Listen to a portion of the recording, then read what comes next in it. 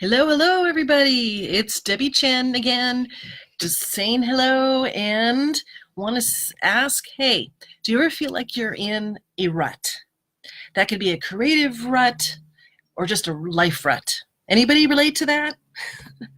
Well, one thing I learned many years ago when I was in advertising, we would often get into like a rut, like we just couldn't come up with ideas, and how do we push past that? And there are a few tips that I learned from way back when and that I'm still using today. And hey, if anybody could use help getting out of their own rut with these tips, that would be awesome.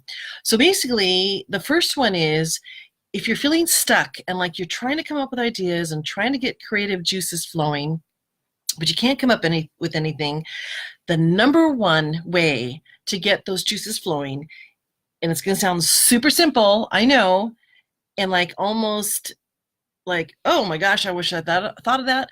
Basically, whatever you're doing, your normal everyday things, do them differently.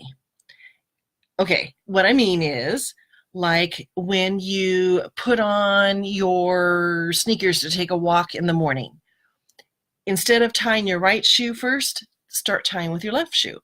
And actually, when you go, let's say, on that walk or you exercise or go to the gym, instead of running, let's say there's a track in the gym, instead of always running from, let's see, clockwise, try running counterclockwise. Kind of getting the picture? Or even when, hey, Marcia, good to see you. Or even when you're, let's say, driving to work, take a completely different route.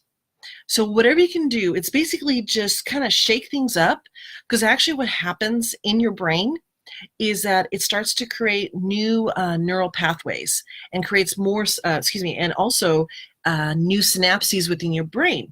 So it's actually making you smarter. Pretty cool. And part of that, why that's important, is especially as we get a little bit older, that we don't make as many of those connections.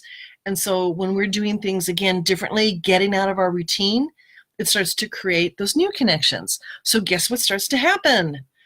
The creative juices start flowing. Yay! And that could be whether you are trying to work on a project and come up with ideas. Are there any other idea kind of people here, like big picture, or you love coming up with new solutions for old ways of doing things? That's me. I'm like totally big picture, but sometimes I can get in a rut. Anybody relate to this? To actually get to that big picture. So to get, again, those juices flowing, another idea can be even, let's say, how you put your makeup on. If you do it one way, shake it up and do it a different way. Now, I don't necessarily say change hands. If you're a right-hander and then change your left-hander, the results might be kind of scary. I don't know.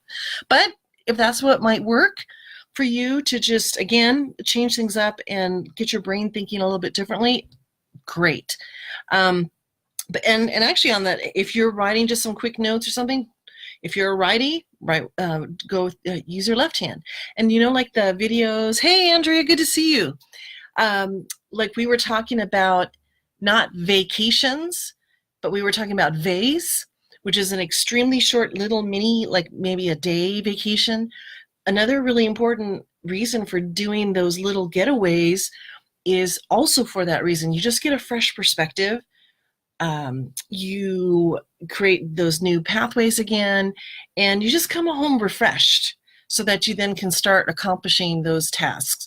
It might be brainstorming for better ways to market your product or to better reach out to clients, whatever it might be.